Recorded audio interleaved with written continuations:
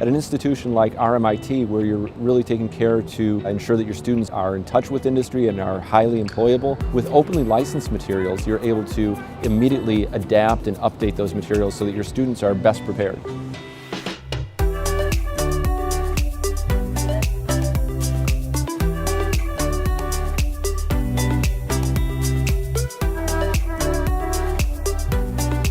Hi, I'm James Guapagrosklag. I'm with College of the Canyons in beautiful sunny Southern California in the United States, where I serve as an academic dean.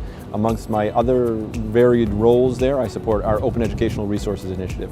Open Educational Resources, or OERs, are openly licensed teaching and learning materials that can be repurposed, shared, copied, edited in order to benefit all students, all learners. The thing about OERs is that they represent a tool to achieve larger goals that most institutions of higher education have in common.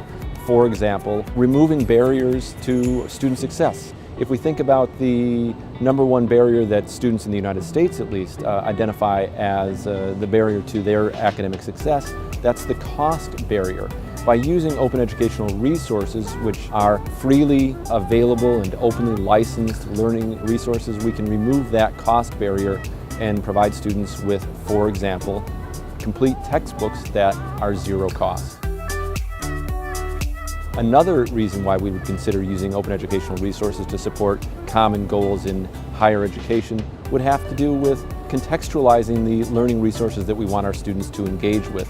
Very often we find with commercial learning resources that they're produced by people who are not in our communities. If learning resource is openly licensed and thereby has permissions to re-edit it, we can contextualize those learning resources to better reflect our community.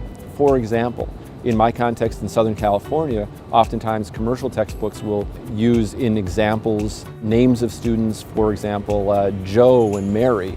But in my context, in my world, students have names Jose and Maria. Learning resources openly licensed, we're able to make those edits to better reflect our students' experience.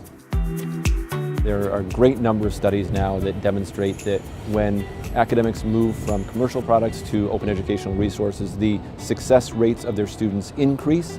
Students are more likely to finish the courses, they're more likely to be successful at the courses, and this is particularly true when we disaggregate the statistics. If we look at the success of female learners, their success goes up. Success rates of students who come from financially disadvantaged backgrounds, their success goes up. That's really a vote of confidence in the value of learning resources. When we actually find a way to provide our students with the learning resources, their learning increases. And again, in the United States, there's a really rapidly growing body of knowledge that demonstrates that's true.